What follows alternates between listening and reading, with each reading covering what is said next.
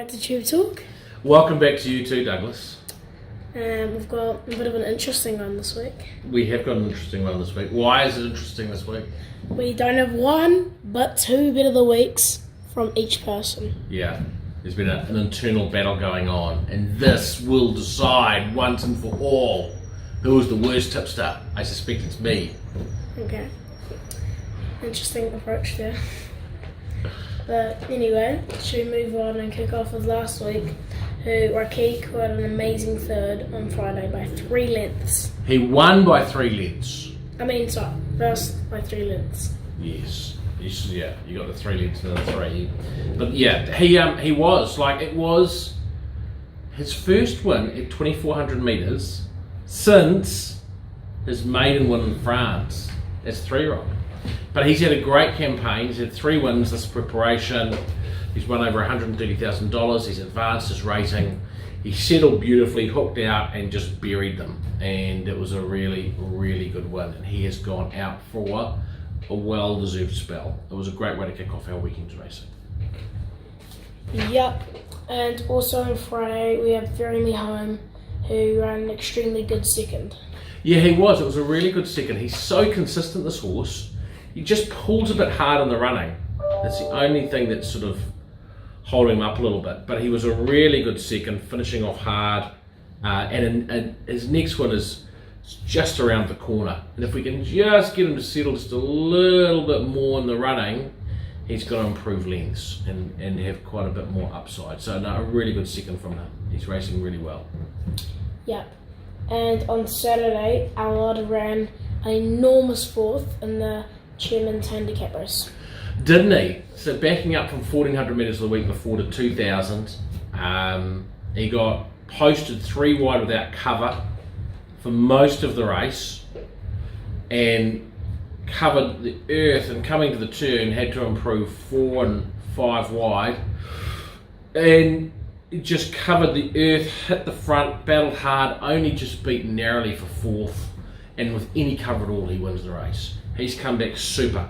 We're going to give him a few weeks between runs, and he'll run in the Group 3 Premiers Cup on the 27th of June at Doomben, and over 2,200 metres, and it looks a really good race for him. Which we hope he'll win. Yeah, he's going to be a big chance. Big chance. It is at the end of his staying distance, but man, he's come up well. Yeah. And moving on to this week, we have 2 runners.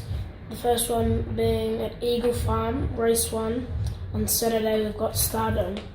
And he was our black booker that we showed last week. He's come up really well. He's had 2/3. He needed his first up run, he's gone third. In his last third, he was still last at 100 metres and charged home. So he's stepping up from 1,600 to 2,200 metres in the space of, well, just over a week, which that's not ideal. It'd be better going to 2,000 metres and going that 400 metre jump, because he's certainly looking for more ground. The 2,200 metres, because of the distance of the race, it just puts a little fitness question mark on him whether he's forward enough for. But no doubt he's racing in superb form. He's got an awkward draw barrier 8 and 9.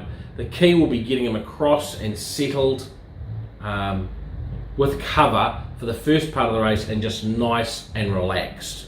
And hopefully it's not a slow tempo, but not a fast tempo, just a good even tempo, and that'll allow him to relax. And look, he's got a really good weight on, and if his fitness is up to the 2,200, he'll run really, really well. That's the only question mark. He'll like the good 4 track. And the second horse, also at Eagle Farm on race 6, is Man of Sin. The very exciting staying Man of Sin, Son of Reliable Man, in his first racing preparation. And it's the Group 3, a Rough Habit Plate over 2,200 metres. Lovely barrier draw of 3, Michael Cahill in the saddle. Obviously a massive step up. He's won his maiden by 8 lengths. He's run an open 3-year-old race, and now he's going to a Group 3. His run last start was excellent. He didn't enjoy the heavy track, but he still ran home well for 5th in a good field. This is a strong field again, but he gets back on a good track which suits him. The 2,200 metres will really suit him. And the only question mark I've got really is it's his first preparation, and whether or not he has just had enough for this preparation and needs a break, or whether it's a bridge too far. because he's an incredibly exciting staying talent. If it's not a bridge too far, and even though he's got a lot to learn, if he gets a nice run in transit, he's a real blowout. He's a real blowout hope because he'll run the distance. So I'm really interested and excited to see him run on Saturday. Yeah. And moving on to bit of the week. Who are we going to go with first? You can start off, so you let me say bit of the week. You can. Dad's bit of the week at Randwick Race Farm is acrophobic on Saturday. So acrophobic, trained by John O'Shea, barrier 1, James McDonald on board. It's a heavy 8 with fine weather. It should come back a little bit. John O'Shea told me that the best horse in his best 2-year-old in his stable this season was a Dissident, and it's this horse. And he won on debut very, very well midweek.